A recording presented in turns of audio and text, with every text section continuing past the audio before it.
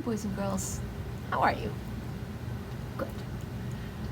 A lot of you probably have a brand new teacher this year. Could be somebody that you don't even recognize from being in the building before. That's okay. Well, this story is about a classroom teacher that's pretty unusual. And the class is getting to know their teacher. I think you're going to enjoy this story. Miss Smith's Incredible Storybook, written and illustrated by Michael Garland. Dedicated to the teachers of St. Clair's School. It was the first day of school. Zach was waiting for his teacher to arrive. Boring, he thought. Why would this year be any different from the last one? Then the door swung open. Good morning, class. My name is Miss Smith, and I am your new teacher. Miss Smith seemed very different from Zach's other teachers, but the day went along like every school day Zach could remember, until Miss Smith said, "It's story time." When she sat at her desk and started to read from the book she had brought with her, Zach couldn't believe his eyes. The storybook characters came to life, and the classroom was swept up in a swashbuckling pirate tale.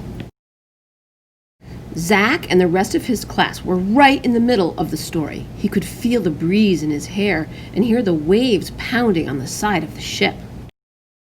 From then on, Zach couldn't wait to go to school. Every day there was a new story to look forward to. When Miss Smith finished reading, all the characters and adventure whooshed back into her book. On Friday, Principal Rittenrotten stood in front of the class instead of Miss Smith. Miss Smith is stuck in traffic, so she asked me to read to you until she arrives, he announced. Zach wondered what would happen next. Principal Rittenrotten started to read. Zach grinned when a princess leaped out of the book, followed closely by a fire-breathing dragon and a brave knight on his horse.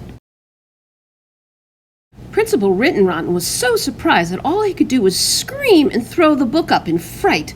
"I'm going for help," he called over his shoulder as he ran out the door.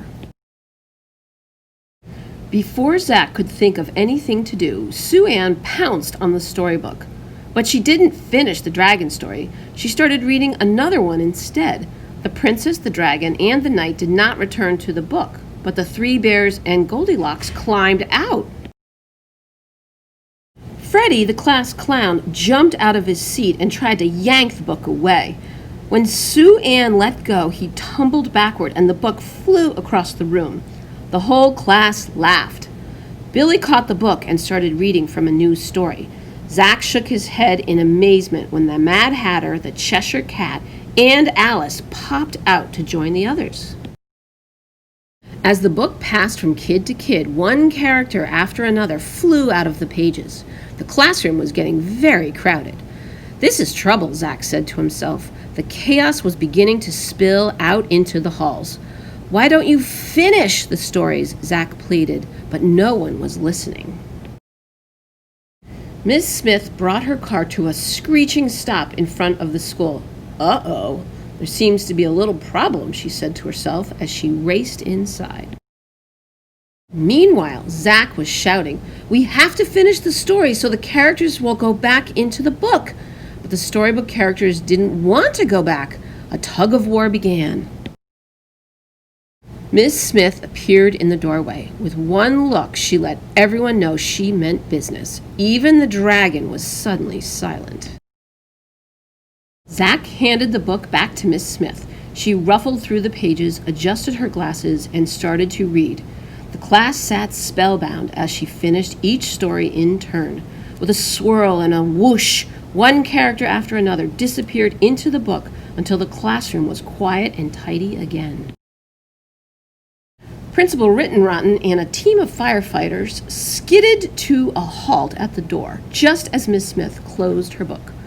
"May I help you, Principal Rittenrotten?" asked Miss Smith.